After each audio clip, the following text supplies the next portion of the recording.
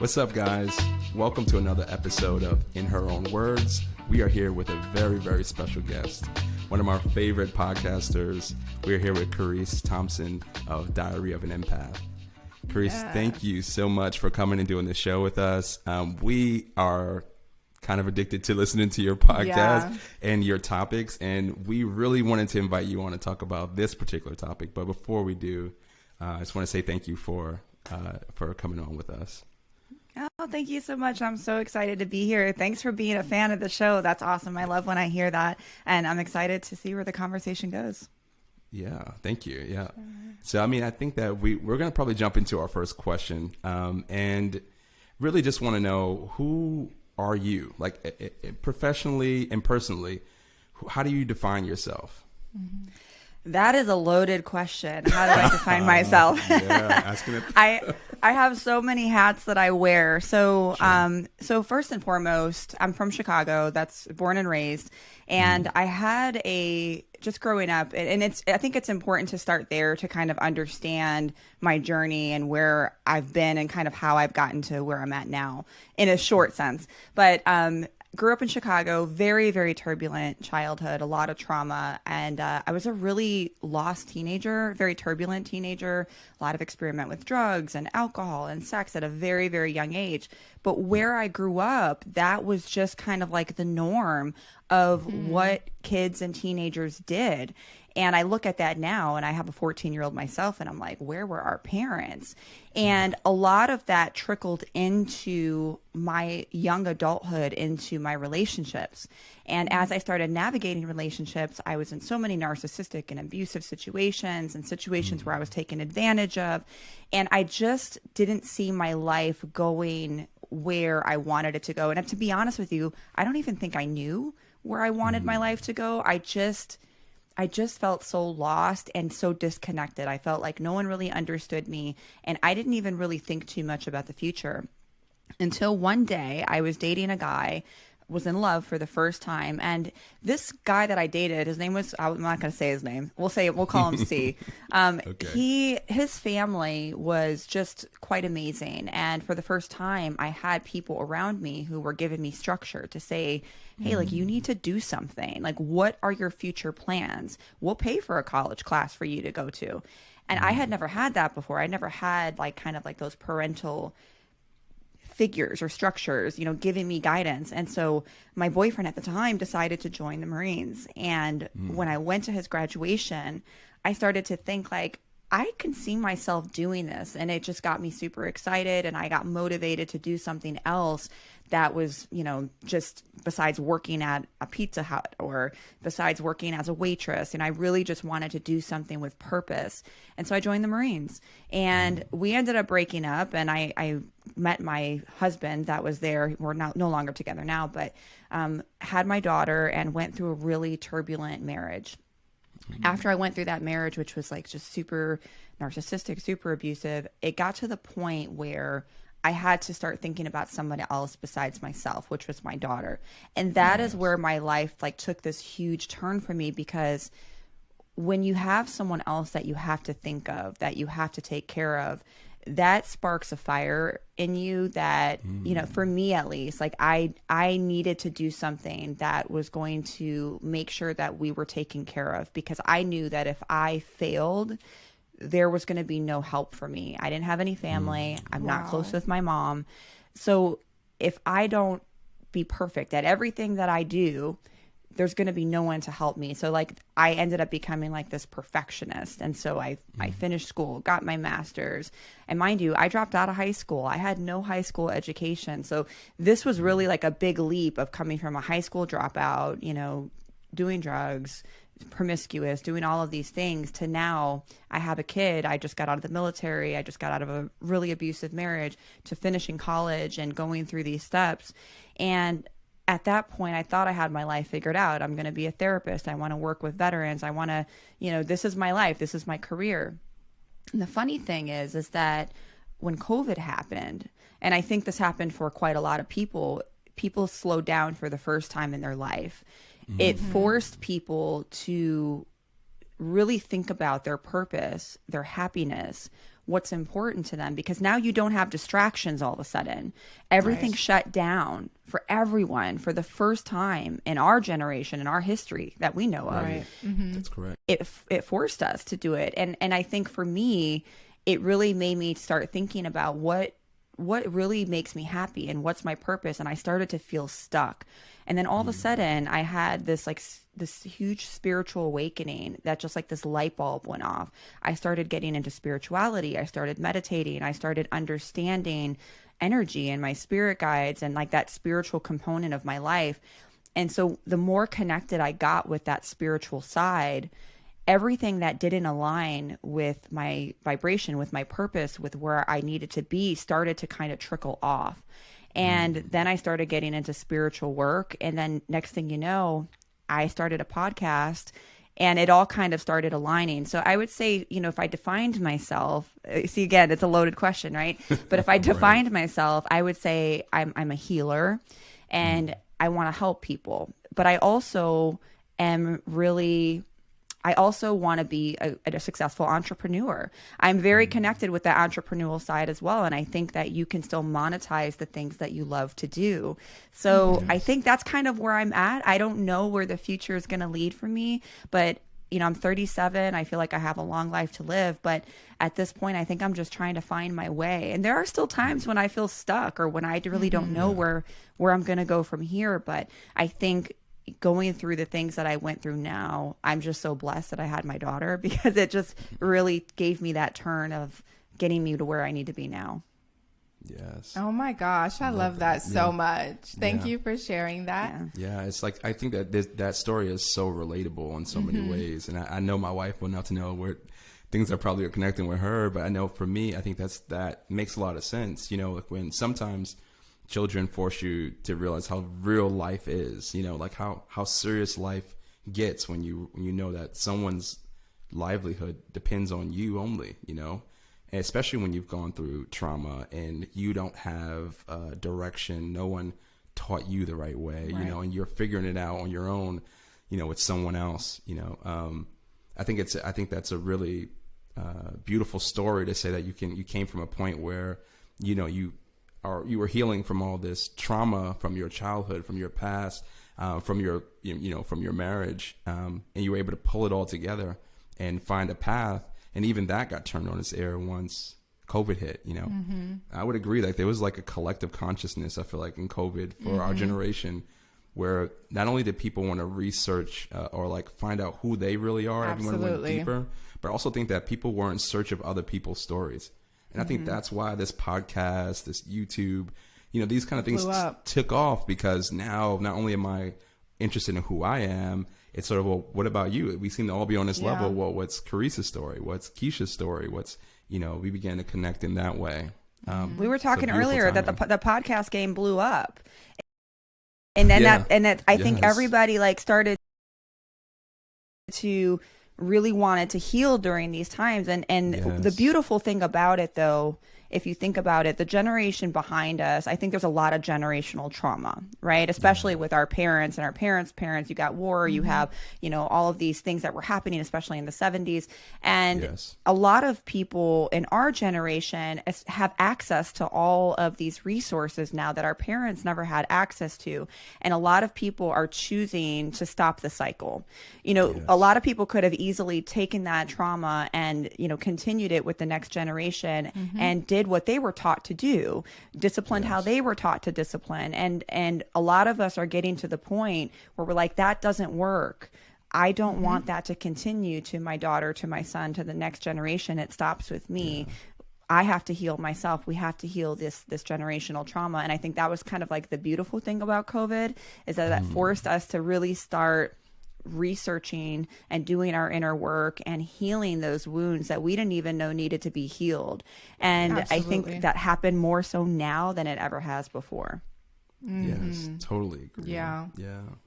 I think that's beautiful. I think well said. I think that we are a testament to that. I think that spiritually, a lot of stuff went down during COVID. It's funny. Yeah. It's literally like like people either got with it or they got lost. Yeah. Literally, because people were losing their jobs and panicking. And then a lot of people were stealing and breaking into stores because they really needed like stability.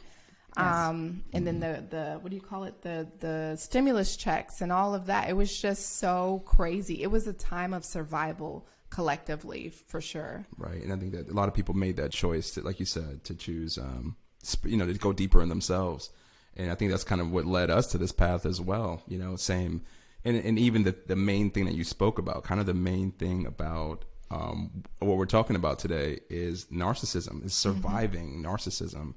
Like for our guests, we have our own idea of what that means. Yeah. And we've even coined the phrase, we've been narcissized. I don't know if that's a thing. But we're like, is that a thing? I like that. I like this that. This is the first time you heard it. Keshia and Lauren started that. Okay. Yeah.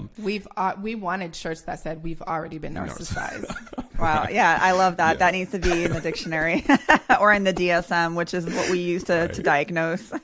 Yeah. See, now, but from a professional, could you explain to our audience and to us what it means? What is a narcissist? And what kinds of narcissism is there? So I want to start out by pointing out, we hear the term narcissist, it's everywhere, right? Sure. It's a very small percentage of the population that actually meets the criteria for what we call narcissistic personality disorder. Now, everyone has narcissistic traits. I have them. You guys have them. Everyone has them on some level. There are some people that are just a little higher in the scale, on the narcissist scale, with narcissism traits, but they may not meet the criteria for true narcissistic personality disorder, but maybe they have a lot of narcissistic traits. So it's important to realize that, because I think that word is kind of thrown around a lot. But there are people who do really exhibit those traits, who have true narcissistic personality disorder. That can be, what can that look like? What can be an inflated, sense of self? A lot of people with NPD, we're going to call it NPD for short, have had either some type of childhood trauma, maybe their environment. We really don't know exactly why it happens, but what we theorize is that it can be from social environment. Sometimes maybe it's genetic, maybe it's trauma that's involved, but it gives them some type of sense of it's like a lack of empathy. And this can come from that type of trauma that they've dealt with. And they can take this into relationships, and they will literally manipulate situations and people in order to gain what they want. But it's important to recognize that it is a survival mechanism. Narcissists often require excessive admiration, and they have a strong sense of entitlement. You have some people who may be like super out there with their narcissism, and it's evident. You meet them, you're like, this person is like a narcissist. You've watched TV shows, you've seen some people, you're like, oh my God, narcissist written all over them. Right. But there are some people who are very, very covert, and you may not realize that they're a narcissist until it's like you're just so deep into the situation or the relationship that it's almost difficult or too late to get out of it. It becomes more difficult to leave the relationship. They may have a difficult time maintaining relationships due to their tendency to exploit other people, because that is what they do. They often they exaggerate their achievements and their talents. That can be the non-covert type. Their personality disorder, again, it's in a very small percentage of people, 1% to 5% of the population. And it's believed to be caused by a combination of genetic, environmental factors, things like that. Okay, so what would that look like in a relationship, though? So if you are dating somebody, I think that's like the key component here, because that's kind of like the textbook version that I gave you. But when you're meeting somebody, you're dating, how do you even know that this person is a narcissist? Again, somebody can be very overt with it, and somebody can be very covert.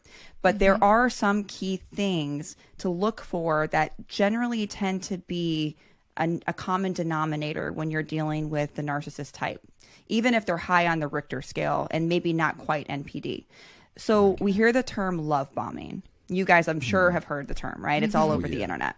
Yes. Okay. So love bombing is a tactic that they use to reel you in very quickly. And I think because we've watched movies, we've watched lots of romantic movies, and a lot of us, especially those who crave that intimacy, maybe it's because that's from our own trauma response, maybe our childhood, maybe we have a more anxious attachment style, whatever it is. you may tend to fall more victim into those narcissistic type of tactics because they will seek out people who crave that type of love, who want that vulnerability, and they will give it to you in order to reel you in fast. So love bombing can look like, you know, you're my soulmate, you are the best thing that's ever happened to me. And I'm talking about a week, 2 weeks, 3 weeks, a month. Right. And as good as that may feel, you have to understand that healthy love takes time. Getting to know someone takes time. It's not something that's going to happen that quickly. So to me, that's a red flag when somebody is coming out the door saying, you're the best thing that's ever happened to me. I've never met anyone like you. My exes were crazy. You know, you are just like the light of my life. I want to have kids. I can't wait to take you to Paris. And that's future faking. So they may make certain promises to do stuff or to take you places.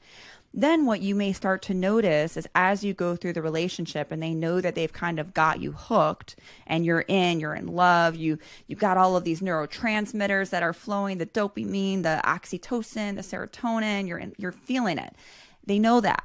And now what they might start to do is those things that they got out of you earlier to be vulnerable, like, oh, what's your relationship with your dad? What's your relationship with your mom?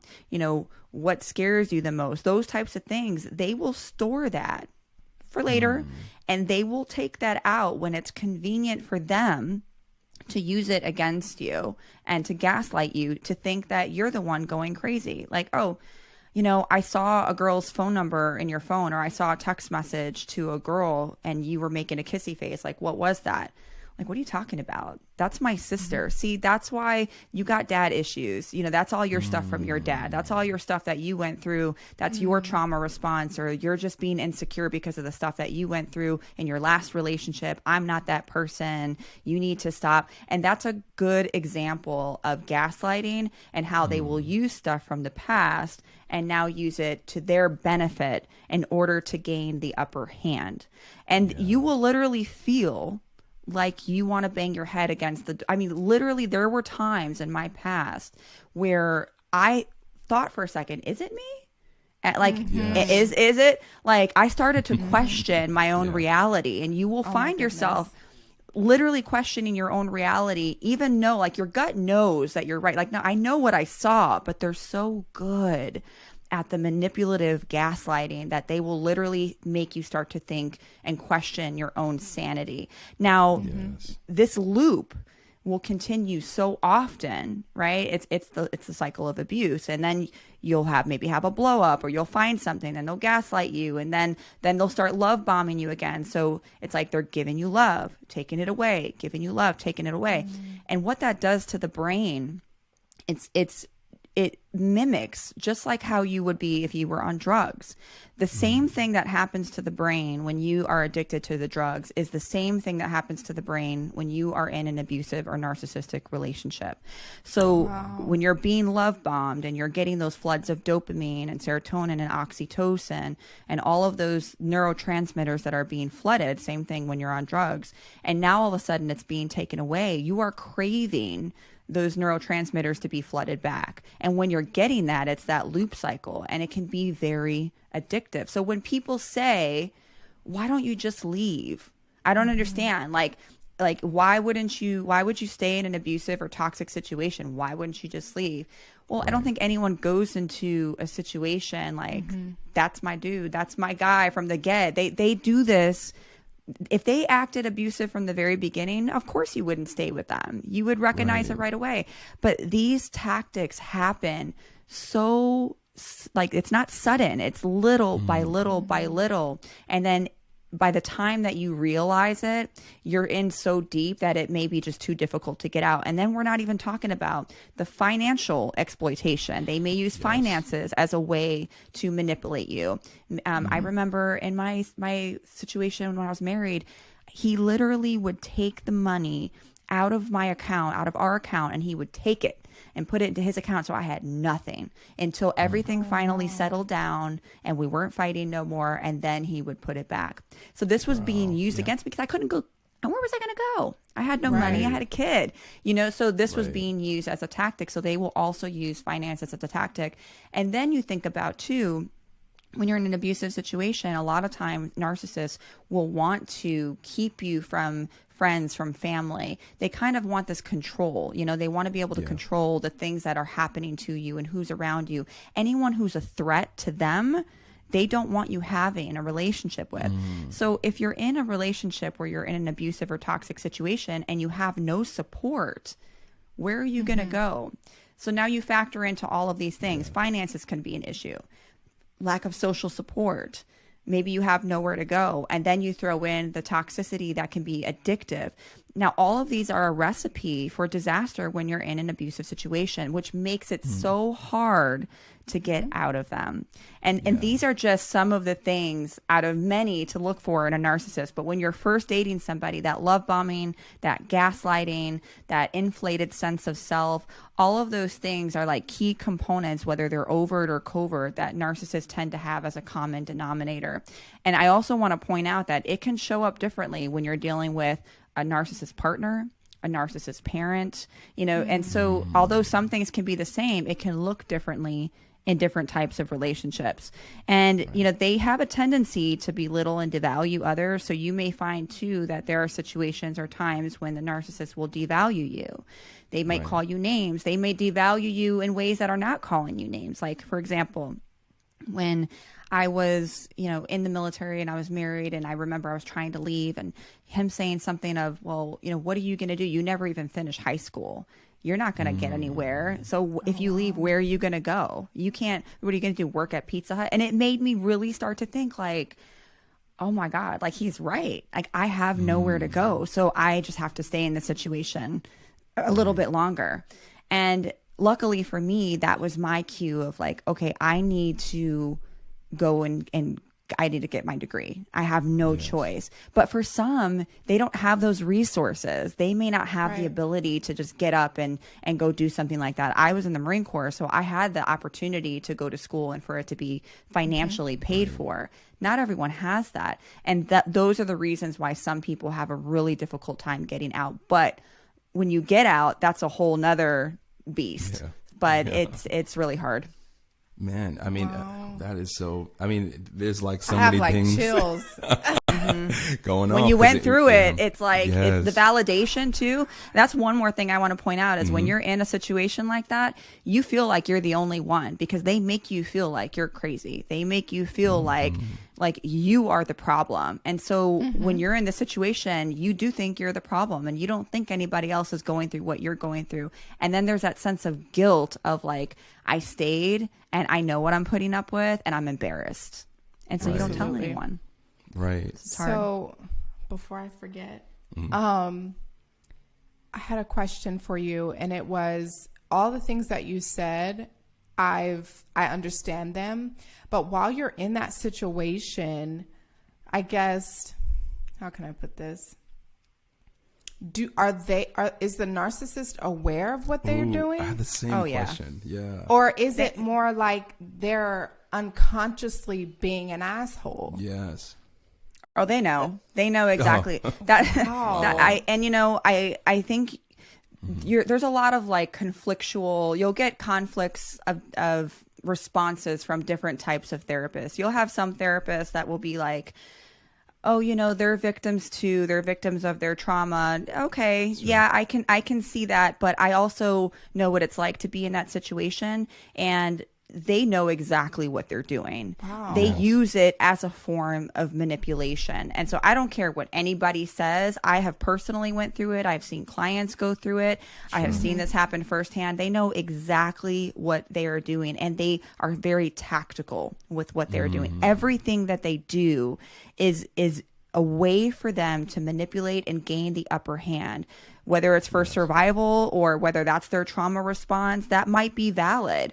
However, they don't care who they hurt in order to get what they need to get. They need supply, and that supply is going to come from someone because narcissists have such a inflated ego. They have to have their ego supplied by something, by someone, whether it's you or whether it's someone else. And that's the thing that's so hurtful when it comes to being in a narcissist relationship, because they can discard you like you never existed. So you'll be in this relationship and feel these like strong feelings because they love bombed the shit out of you, right? They did all of these things to manipulate, to get you hooked. And then when they're not getting the supply that they need, or if you finally muster up the courage to leave, they will move on so quickly or discard you so quickly. It will make you think like, did they ever care at all? And the truth is they didn't. They didn't. Wow. You were giving them what they needed at that time. And when they couldn't get that supply from you anymore, they moved on and they're getting it from someone else. But here's the interesting thing. They may come back around to see if they still have access to you, right? So like you may break up or you guys might split up and he or she may reach out randomly, birthday, Christmas, or just randomly, hey, was thinking about you. How are you? Start liking your pictures. All they are doing is they want to see if they have access to you. So, you know, you have a phone, right? This is something we use every day, but sometimes the phone gets old and we want to upgrade the phone. So we may still keep the phone. We may put it to the side. I don't need the phone, but I might need it later. And every once in a while, I might pull that phone out to see if it still works. And that is how narcissists view relationships. You are a utility for them. When they don't need you, they put you away. When they want to see if they have access to you, they might open the drawer and see if it still works. When it breaks, they get rid of it and get a new one. That is how they view relationships, as a utility. So you have to understand that as much as it hurts, as much as you may have had those real feelings, if you ask, do narcissists love? I would say no. Wow. That is so deep. That is so deep on so many levels. Yeah. And how exhausting. Now that I know that it's intentional, how exhausting is that to be an asshole 24/7? Like, that's why they need that supply. You know what I mean? That supply. You're constantly thinking of how to upset me or belittle me, or like you take that time and energy to actually construct. And I wonder, is it just a feeling of control? Like, is a narcissist's goal obviously to boost their inflated ego? But is the control part, the part that makes them pick back up the phone, you know, to see if it works, to reach back out to you? It almost feels like, you know, they have to have this to satisfy this need to control people and manipulate people. Is that a part of it? I think so. I think it's a need to control. I think it's a need to feed the ego more than anything, because as much as they come off so confident and they may even think they are, realistically, they're not. Their ego is just so sensitive. And that's why, like, when you say anything that can, you know, be, you know, anything that they may take to heart, it will be such a big deal because they have such a sensitive ego. And so they need to constantly supply that. And I think that however they can get that supply, that's what they're going to get. You'll never see a narcissist alone. They're always going to find a relationship. It's very rare that you'll see someone who's like a true narcissist that's single for 6 months. That just doesn't happen. They will find it somewhere. And they may have multiple, like, even so, you know, when you're in a relationship with a narcissist, it's not surprising to hear that they've cheated or had multiple relationships or even had like entire other families. They need to find supply, and they will get it wherever they need to get it. It's common for them to cheat. It just doesn't work. That's the thing. No matter how much you think you can make it work with a narcissist, it's just not going to work. And, you know, you'll hear some people, well, they're human too. They need love too, but they don't love. They're not, their way of loving is not true love. Some of the things that you're saying, I mean, we're thinking and even like tapping ourselves because like over here under this, you know, out the camera, because it's so triggering, because we both have had those experiences. Not every part of what you're saying, and maybe not even with clinical, you know, narcissists, like that classical narcissist, but those narcissistic tendencies that that when you're in, you don't notice, but when you survive and you move on from, you look back and say, man, what was that? You know, I don't know. Do you want to share anything that? Oh my gosh, it got real bad. I think that I didn't realize I was in a narcissistic relationship until probably the last year. So it was around a decade of dealing with that type of behavior. And I just didn't understand it. That's why I asked you the question, do they know? Like, are they aware of what they're doing, or are they just mean as hell? because that's what I was experiencing. And I kept going back and forth with myself. I also had the questioning myself over and over again. Did I really say that? Did I mean, like, what? Almost like you forget who you are. You forget your name, your address, like what's real, right? Yeah, it's insane. Yeah, and that's a way to control you. Like even little things like that. Yeah. I know this is going to sound bad, but they will literally do little things like take your keys or put them in another spot. And you're like, I know I put my keys there. And like, no, you put them somewhere else. Like, no, I know I put them here. No, you put them somewhere else. You probably lost them. They will literally do things like that to throw your mind off, to make you feel like you're going nuts, to distort your reality. It's abusive. It is abuse. It is abuse. Oh, yeah. I mean, I know, I mean, some of those things you feel like, not only do you feel like it's you, but at least in my experience, I felt like I was the narcissist. I remember talking to my therapist and like, evaluate me for narcissism. Evaluate me right now. Like, I need to know. And she's like, Lawrence, if a narcissist is not going to ask me to evaluate them for narcissism. Hands down.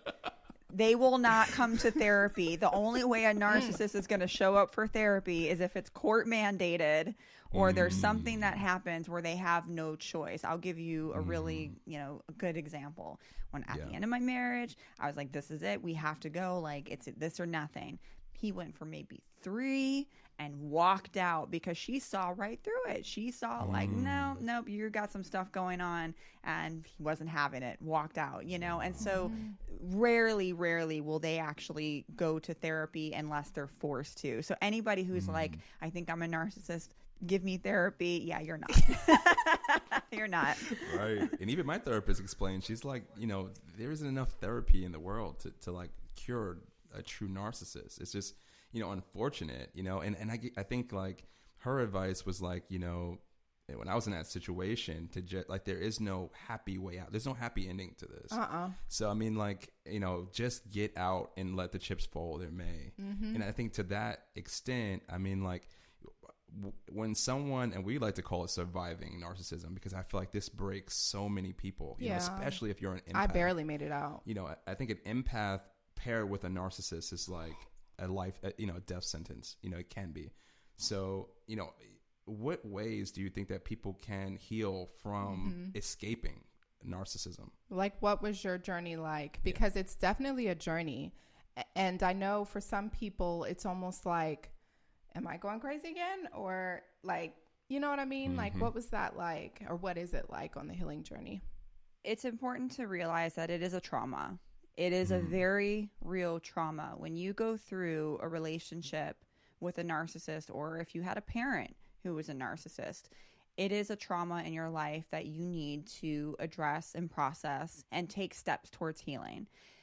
Healing is not linear, so I want to be very clear with that, is that it's not like, oh, I do steps 1, 2, 3, and 4 and I'm healed. Healing is subjective and it's different for everyone. And sometimes it's an ongoing journey, because if you had a lot of trauma from when you were a child, and those are some of the reasons why you are more prone to ending up in these abusive or narcissistic type of relationships, now not only do you have to heal from your relationship with the narcissist, but you also have to heal and process wounds from when you were a kid, or maybe you had a narcissistic parent. So there might be other things that you have to address. So again, healing is going to be different for everybody. So that's number 1. Number 2, I would say you also have to realize what signs to look for so you don't end up back in that situation. Oh, yes. Because there is going to come a time when you're going to date again, and you need to be very, very clear with yourself on what you're not willing to put up with, what to look for, and you have to be okay with saying, I'm going to walk away early.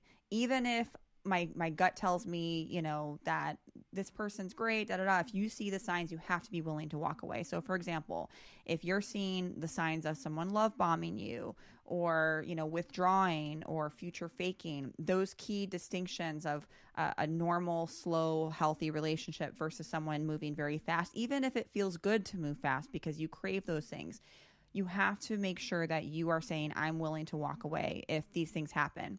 However, like when I was going through those situations, I had to address the things within myself. Like, why do I like moving fast? What was it about what the narcissist was giving me that I liked? Why did I like the love bombing? Why did it feel good? And so I had to start addressing, why I was moving so quickly in relationships, and to understand that to have like a true healthy relationship, I need to force myself to go slow. So then I started learning about my attachment styles, and I started learning about and processing things with my relationship with my mom, and what I truly wanted in a relationship.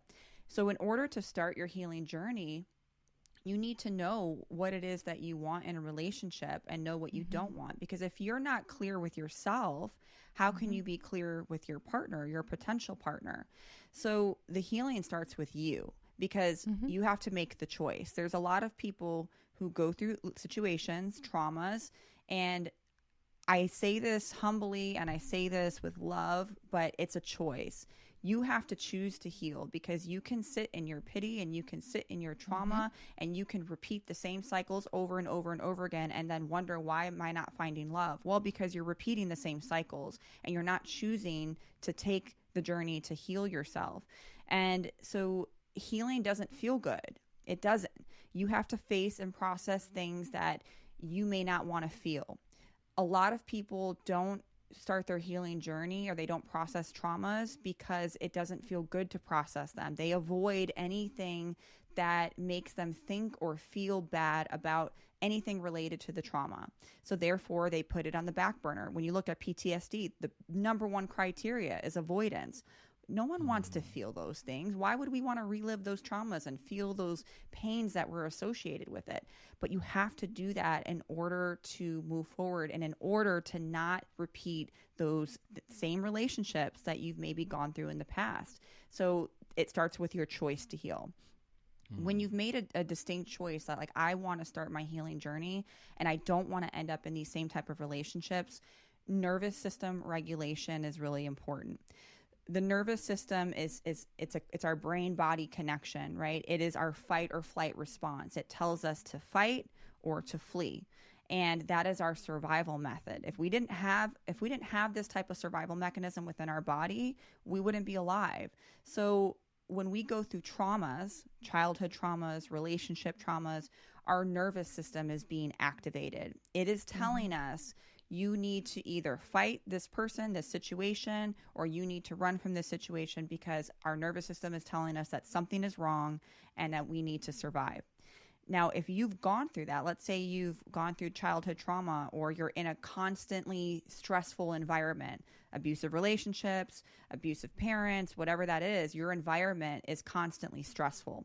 So your nervous system is consistently being activated. When you start healing, and if you don't choose to heal, or if you don't work on that nervous system regulation, you may end up going through relationships and not even realize that your nervous system is going to be activated at the smallest things. So you could be sitting in a room and all of a sudden you start feeling anxious, or you may start feeling anxious around a certain situation, or they didn't call. Why aren't they calling me? They don't want to be with me. All of this is your nervous system telling you something's wrong. This person is going to leave me. He's not calling me. He's going to leave me. I didn't hear from him for 2 hours. He's going to leave me. Panic mode. And that is a trauma response. So it's important that you work on that nervous system regulation, because on the flip side of the coin, you can meet a healthy spouse or healthy partner, and they're not triggering that nervous system response. And because you're so used to it being triggered in toxic relationships in your childhood, maybe both, that person may now seem boring, because they're not triggering anything in you. And it's like, well, I don't really feel the butterflies. I'm not really feeling like that thing I feel in my stomach that I usually feel when I'm with somebody. I just don't feel it. Like they're just kind of boring to me. It probably is because they're not triggering anything that you're used to.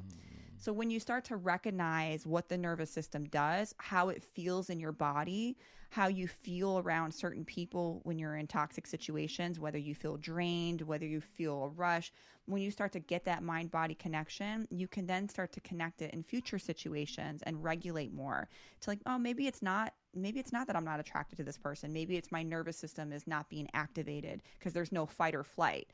So there's a huge tie when it comes to the nervous system in your trauma. And it's really important to understand that in order to heal. So I would say choosing to heal, nervous system regulation, and that can be with meditation, grounding, understanding what your body feels like in certain situations. Like, okay, I'm around this person. I feel very drained right now. I feel very anxious right now. Where do I feel it? I feel it in my gut. I feel it in my chest. And I just overall don't feel energized around this person. That is your body telling you that something is off and you need to listen to it. So that connection with your nervous system is key and it's paramount. And then thirdly, again, going back to just recognizing that I want A, B, and C in a partner. And when I see these certain red flags, I'm not going to stick around to find out. Even if like they're super attractive, even if the sex is good, doesn't matter because it probably is. You need to be very, very mindful of paying attention to these red flags and not sticking around to be like, well, you know, he's kind of love bombing me, but I have a great time when I'm with him. Yeah, no. He's love bombing me. It's moving way too quick. And when I presented it with this person, they got very defensive. Red flag, be out. So yes, there are some instances where, yes, two people have a connection, they fall in love, maybe it moves quickly. Again, not everybody's a narcissist, but there are those key components to look for that you can usually tell when they are. Yeah, okay. I love that. Wow. Yeah. As I even find, even in our marriage, like we, you know, sometimes will trigger each other, you know, and not even realize, you know, that this is triggering. I mean, on either end, you know, and sometimes what may feel like, I think this is a conversation that we've had in an argument, or, you know, it's like, what in my past might have been a narcissist controlling me or purposely gaslighting me. Now my wife is saying these things and I'm responding as if it's the same thing.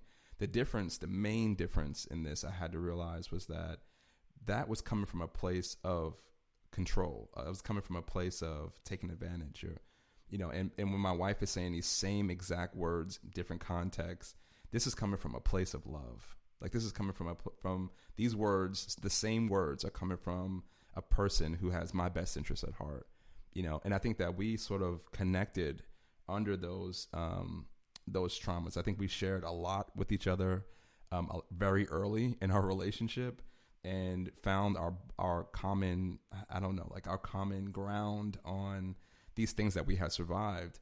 And every so often we find ourselves using the other one to work througee some trauma that we had that we didn't notice or we thought we had healed from long ago, you know?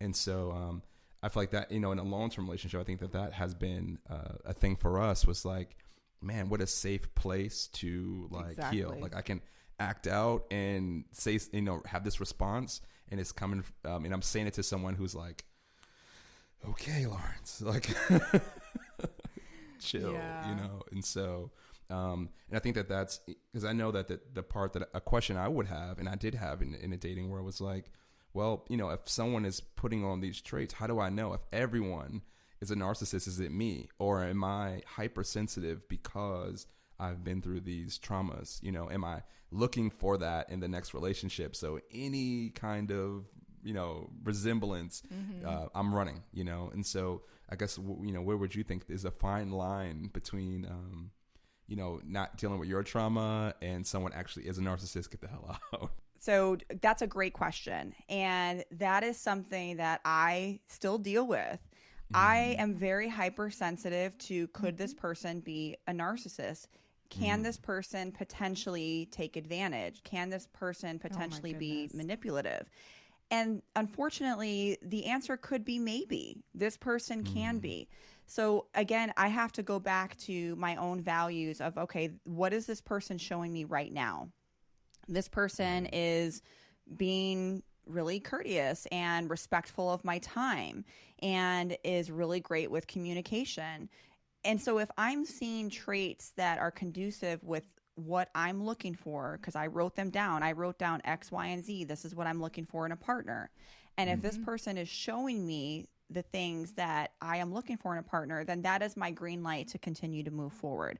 Who are they showing you right now? Because unfortunately, you know, you can do what if all day, but you have to believe someone with what they're showing you in the moment, not who you hope they're going to be, not what you hope they're going to become. What are they showing you right now? And if they're showing you all of these red flags, especially in the beginning and early on in the relationship, you have to pay attention to them and you have to take them seriously.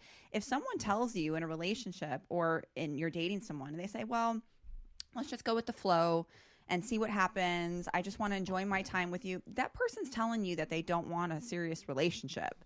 You need to listen to that. And I think too many people go through these situations where they're like, well, you know, let's see what happens. Yeah, you know what? Maybe it's just me. Maybe I'm just being too anxious. No, you know what you want. And that person's clearly telling you that they don't want something serious. So you need to be unafraid to walk away from that situation.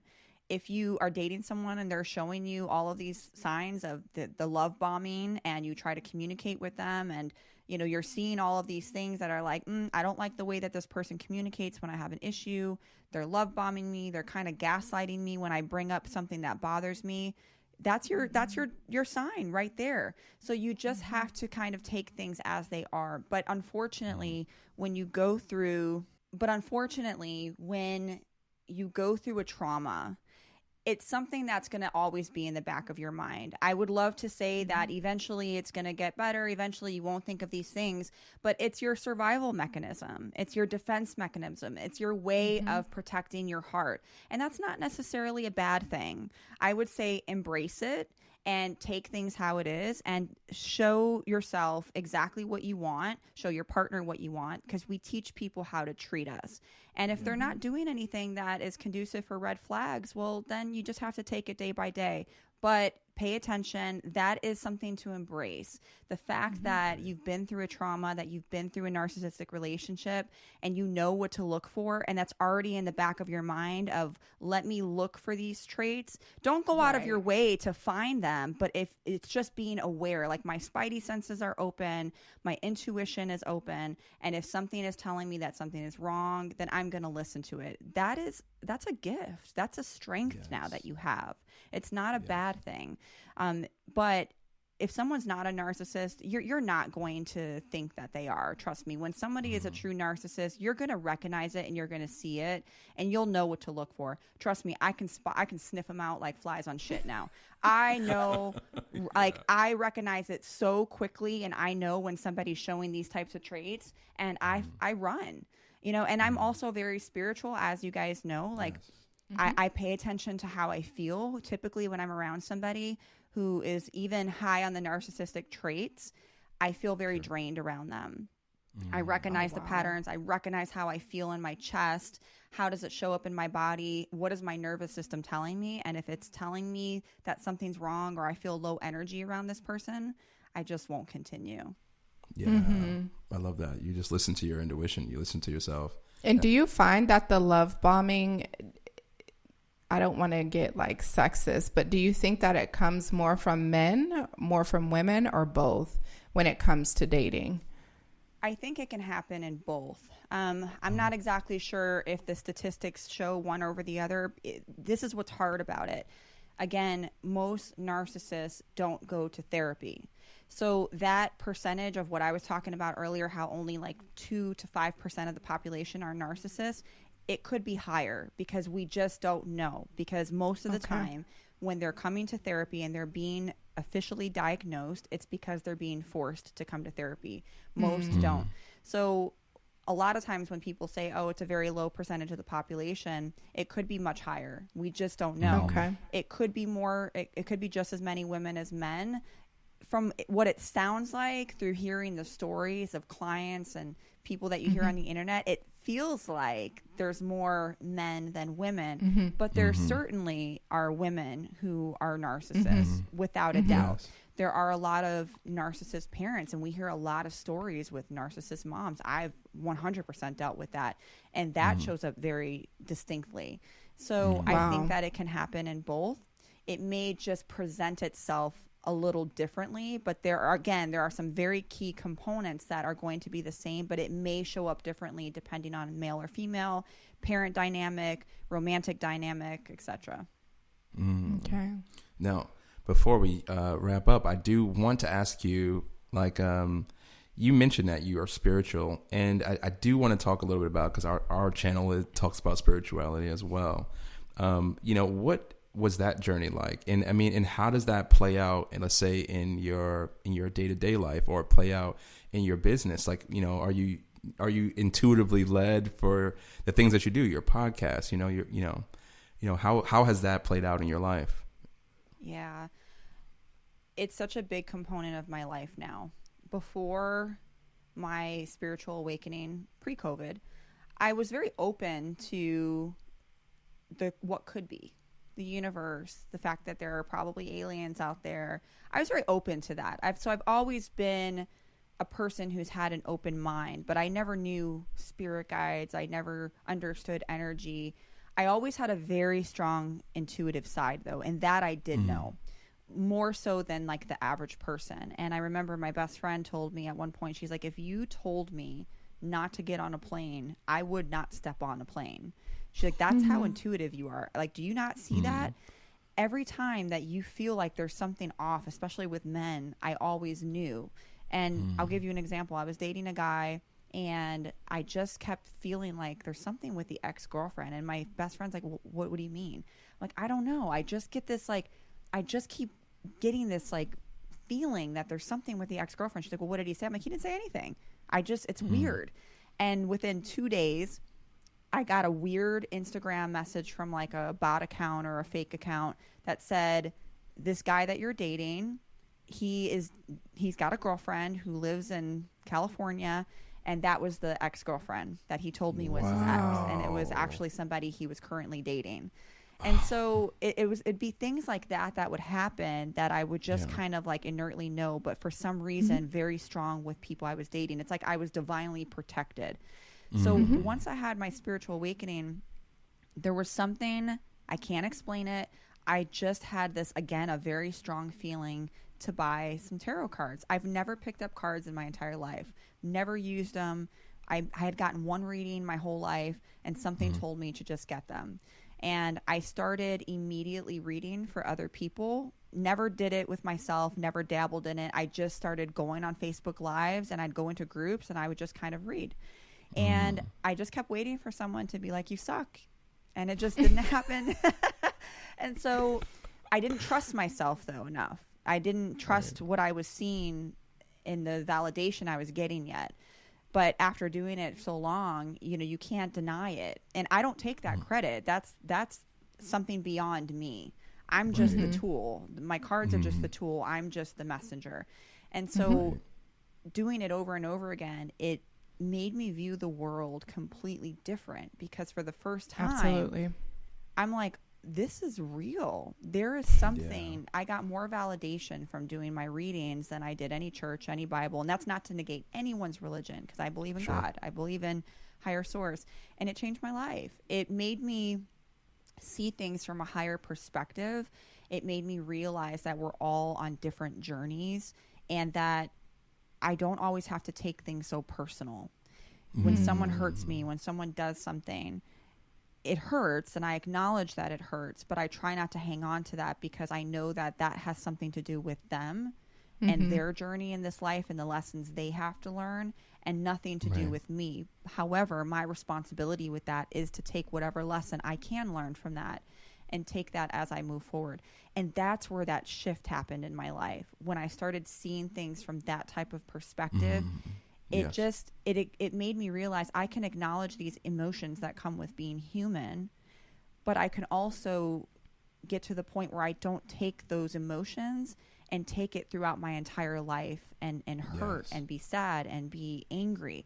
Because my friend was like, you have a really good ability to be hurt and to cry for weeks on end for a guy that you've only known for 2 months.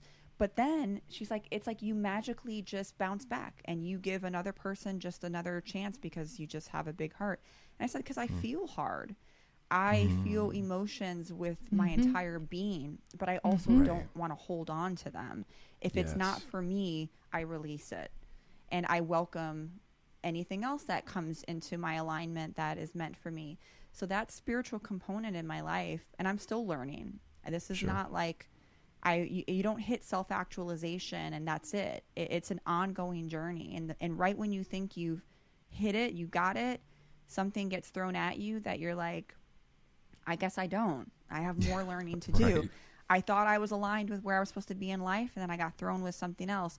And another thing is, like, when you start to find that alignment, anything that doesn't align with that vibration that you're on, that purpose, that road, will be removed. So you may lose friends, you may lose relationships, you may start to question your career, your life, and it's not going to feel good. It hurts. It sucks. When you lose friends that hurt you and ghost you, it hurts. But you have to come from a place of, it's no longer for me. I'm making room for healthier people, for healthier relationships, and I will attract what is meant for me. And that will change everything. And that's kind of what happened in my situation. But I'm still learning. I'm still growing. And I'm still figuring it out.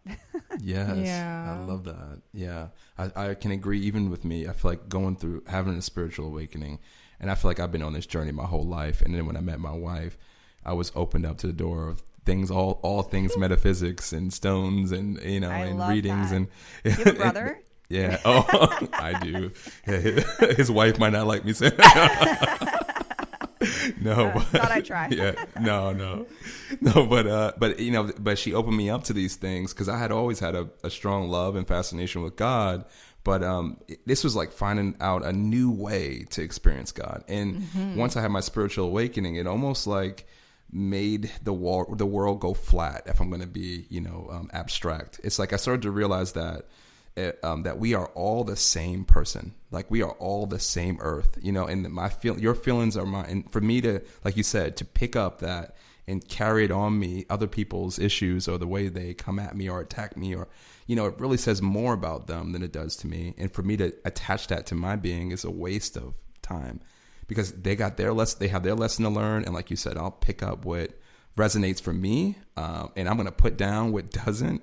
And I'm going to move forward, because at the end of the day, we are all spiritual beings having a human experience, and it's just my belief. But, I feel like I got to know that so much deeper when I had a spiritual awakening, and I no longer needed, I would say, guidance. Like you said, I'm open to all people and all religions and things, but when I no longer felt like I needed guidance to tap into source, that source like that, it kind of changed the way I viewed the world, almost like took the shades off, Yes.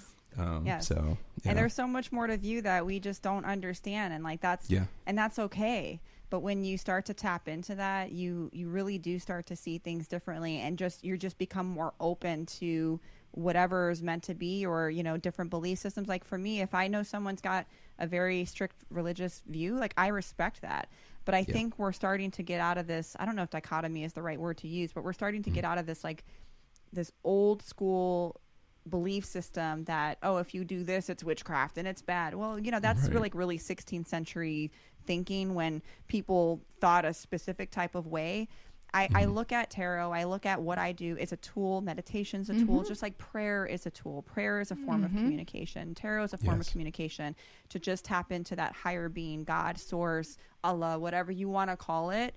Right. We're all consciously connected. And I think that when you tie that into the narcissist relationships and the trauma, when you can combine getting out of a relationship or going through a narcissist parent situation when you were younger, and now you're trying to tap into that healing journey, but you add that spiritual component, man, you are setting yourself up for just such a strength of confidence and a new perspective of life, that from this point forward, you will just do nothing but greatness, and you will attract exactly who you're supposed to attract. And sometimes it's going to feel lonely.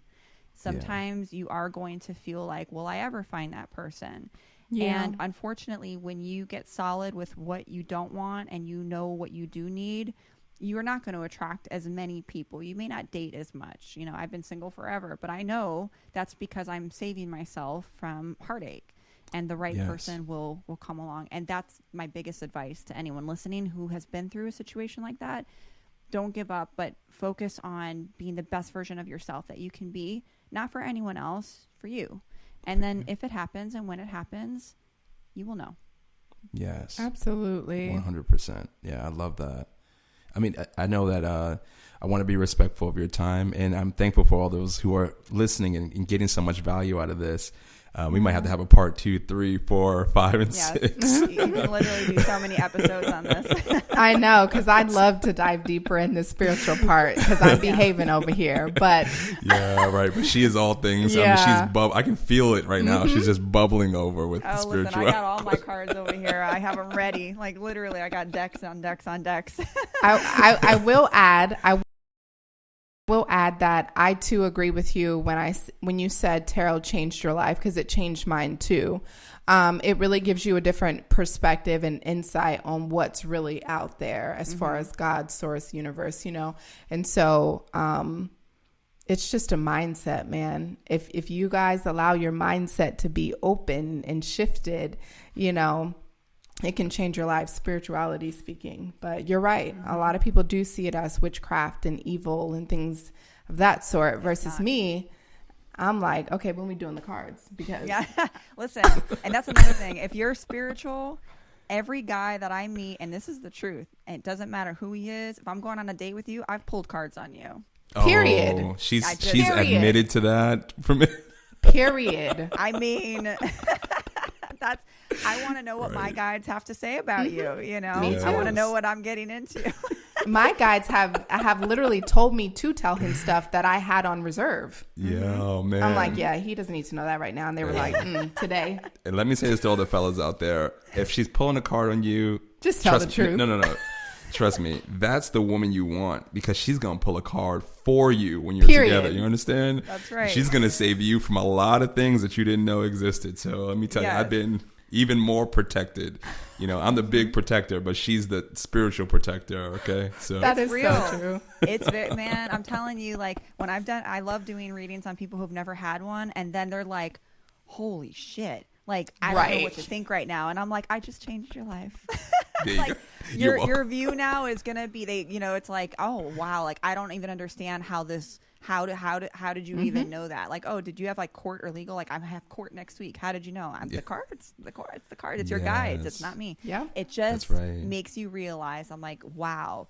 I know, like, it's not just about going to church and having a faith. No. This is more than a faith.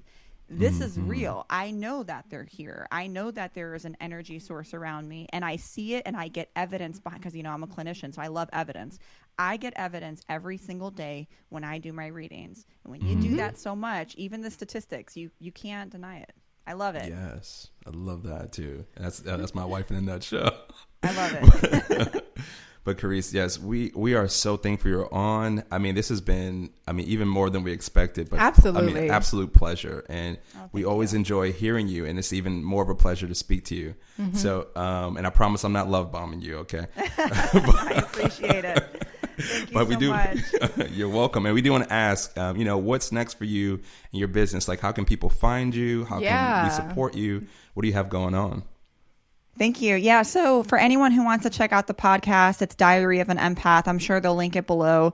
And if you want to follow me on social media, we can probably link it below to where everyone can find it. It's just my first name, Kerese, and Diary of an Empath on Diary of an Empath podcast on TikTok. I'm on all social media platforms, but really the podcast, I would say, is the best way to gain access and to grow. If you want to be a good human and you want to learn more about yourself, learn more about mental health, learn more about your spirituality, it's a good podcast. There's something for everyone on there. Absolutely. I also do readings too, so if you're curious about getting a reading or doing astrology, I do a little bit of that too. So yeah, we can probably link it for everyone, and if you guys want to go and check it out, you can check it out.